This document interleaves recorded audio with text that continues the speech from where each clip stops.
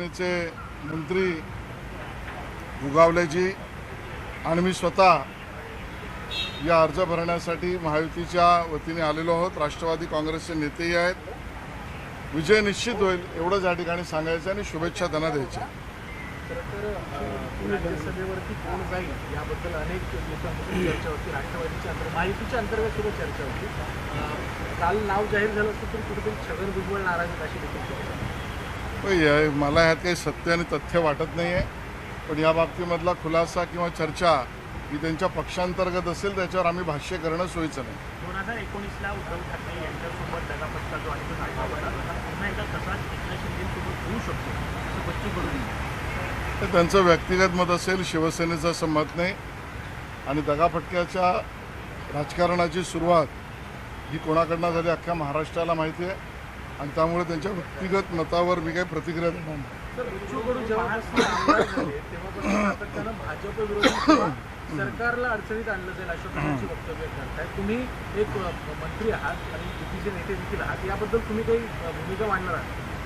बच्चू कडू काय बोलतात आणि त्यांनी काय बोललं पाहिजे याच्यावर नियंत्रण हे शिवसेना पक्षाने ठेवायचं आहे। एकनाथ शिंदेजी, देवेंद्र फडणवीसजी आणि सुनेत्राताई पवार, रामदास आठवलेजी ही मजबूत युती आहे।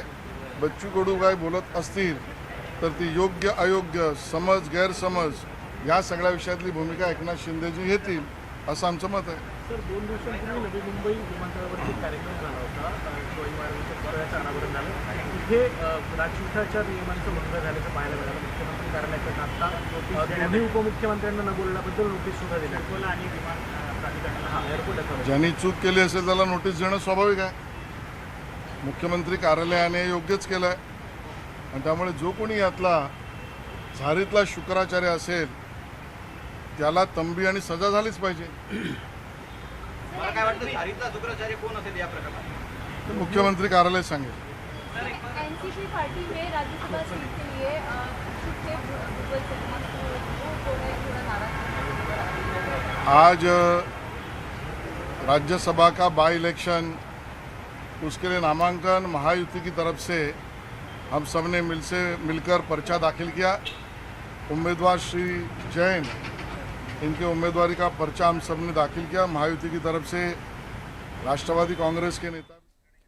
यानंतर इतरही काही महत्त्वाच्या मोठ्या घडामोडी आपण पाहणार आहोत, पण तुर्तास वेळ झाली एका छोट्याशा ब्रेकची। पाहत रहा न्यूज 18 मराठी, आवाज महाराष्ट्राचा।